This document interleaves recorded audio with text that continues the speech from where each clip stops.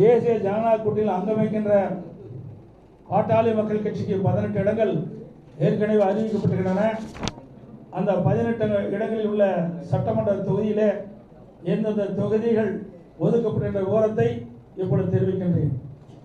1 சேலம் மேற்கு, 2வது தர்மபுரி, 3வது பெண்ணாகரம், 4வது விக்கிரவாண்டி, 5வது சோளிங்கர், 6வது மயிலாடுதுறை, 7வது திருப்போரூர், 8வது உத்திரமேரூர், 9வது ஜெயங்கொண்டம், 10வது போலூர், 11வது செஞ்சி, 12வது விருதாச்சலம், 13வது ரிஷிவந்தியம், 14வது காட்டுமன்னார் கோயில், 15 கீழ்வேலூர், 16 பெரம்பூர், 17 சேலம் வடக்கு, 18 அம்பத்தூர்.